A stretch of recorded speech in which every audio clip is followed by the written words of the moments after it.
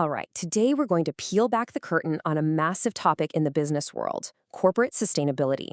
We're going to use a real-world strategy, this one from a company called GeneCapsule, to figure out how you can actually tell the difference between a real commitment and just, clever marketing.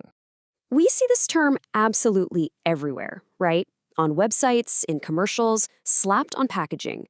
But let's be honest, it can feel a little empty sometimes, can it?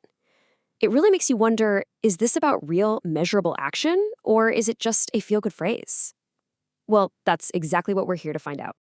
So, how do we actually get past all those vague promises and the pretty green logos?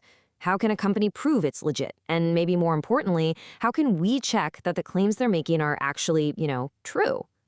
Well, the answer isn't in a marketing meeting. It's in a process that's way more about math. It's a tool designed to cut straight through all that noise and get right to the facts. And that tool is the sustainability audit.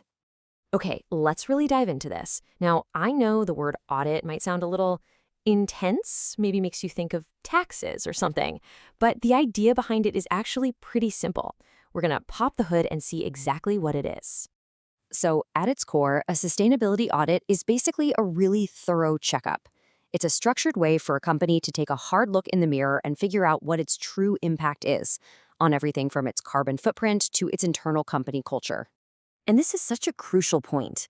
A real audit goes way beyond just counting recycling bins or checking for energy-efficient light bulbs. It's a much bigger picture. It looks at a company's relationship with people, with its own ethical principles, and yeah, of course, with the planet too. And it all breaks down into these three main pillars: environmental, social, and governance. You'll often hear this called ESG. This is the backbone of any serious audit.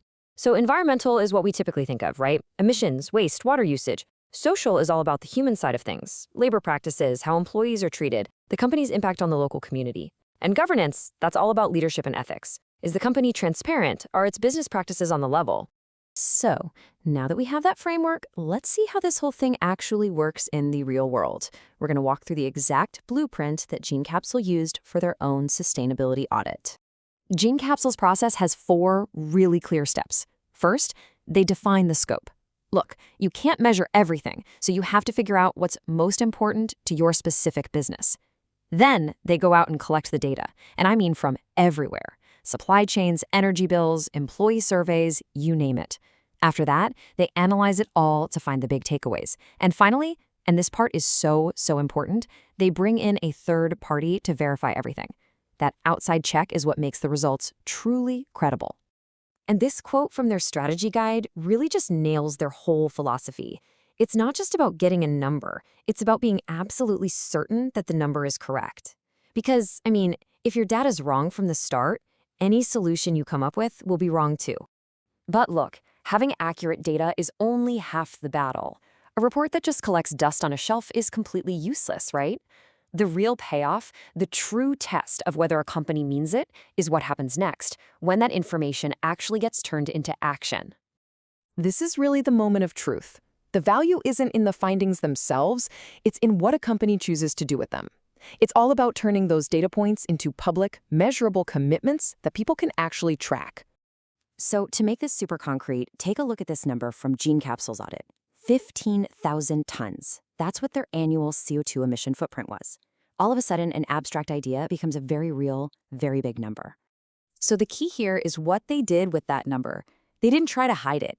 As you can see, they used it to set a really clear, time-based goal to bring their emissions down significantly in just 1 year and then cut them even further within 3 years.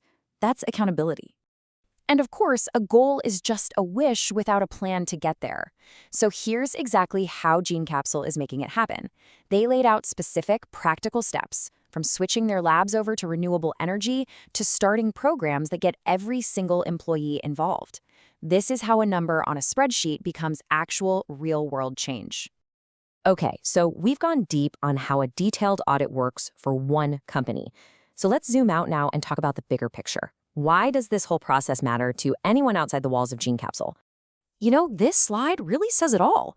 Without audits, we're kind of stuck in a world of ambiguity.